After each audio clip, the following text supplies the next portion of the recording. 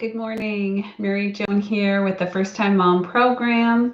And I'm here to talk today about feeling like a failure as a mom.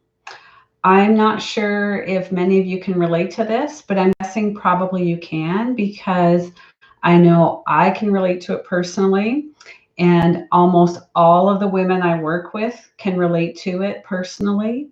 So it's a pretty common experience for women to have. And, if you came into motherhood, feeling really ready, you'd read all the books, you watched all the videos. If you were like me, you'd been around kids your whole life and just felt really ready and really equipped to take on this next chapter.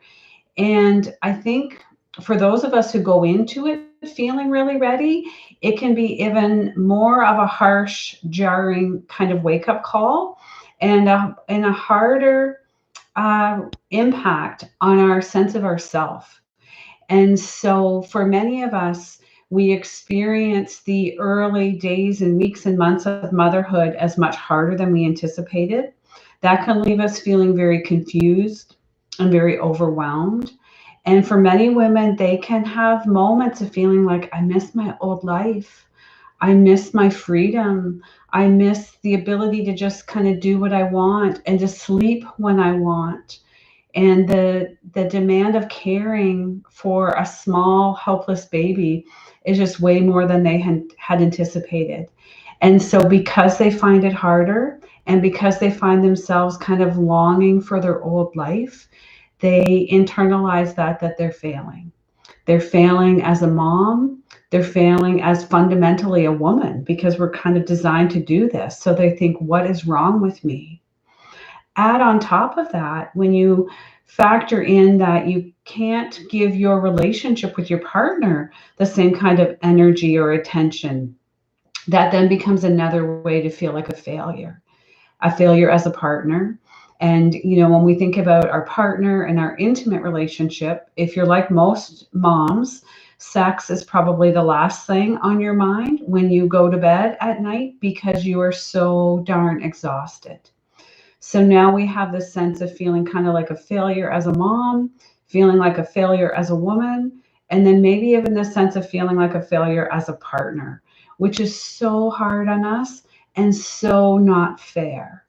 But it is very easy to slip into this place of self judgment and criticism. And you can only imagine that if you're feeling like a failure, that feels very bad. So I want to help open up these conversations that many moms are feeling this way. It's completely not fair. And we want to start having more honest conversations about how hard this is, and that struggling with those feelings is normal. And that when we can bring them to the light of day, we can reduce our experience of suffering and isolation related to them. So I'm here to tell you that you're not a failure. And I'm here to tell you that you don't have to love every minute of this. There are a lot of minutes and a lot of hours that are not a lot of fun. So it's okay and normal to feel like there are parts of this journey that are really tough and I'm not having the time of my life. That is okay.